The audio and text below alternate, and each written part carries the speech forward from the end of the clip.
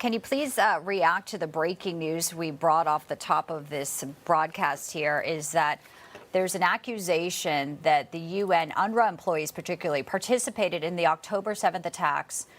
What does that mean, the significance of that, and the fact that now we are withholding funding? Right. Well, this is pretty stunning news, including apparently the UN has now fired several of these, not all of them, but several of the UNRWA people, and is continuing to conduct an investigation. I think you're going to find a lot more there.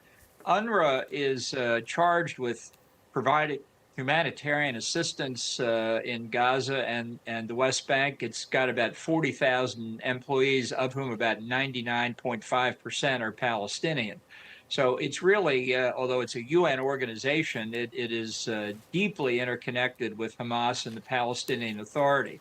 And it was one reason why in the Trump administration, we cut off funding to Hamas totally. To UNRWA, Freudian slip. And the Biden administration brought that funding to UNRWA back, and now, as you just said, have suspended it.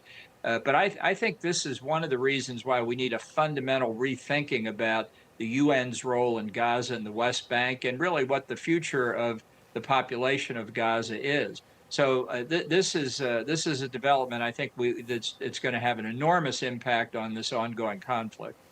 Yeah, I remember clearly one of our reporters talked about a teacher who was harboring a hostage, and the hostages, they weren't getting any food, and they were in the attic of an UNRWA employee, and this was weeks ago. I wonder why we're finding about this right now. It seems like we could have known this a while back and cut off the funding. It seems like the Biden administration likes to fund a lot of things, including, the Iran proxies as well, Ambassador Bolton. Well, 100%. And American military and civilian personnel are vulnerable to attack by these proxies. The Shia militia in Iraq and Syria, for example, our people have suffered over 150 attacks by these militias since October the 7th. We've got naval personnel in the Red Sea who are vulnerable.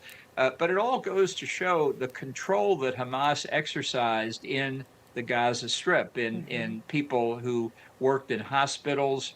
Some are UNRWA hospitals, some may be Palestinian Red Crescent.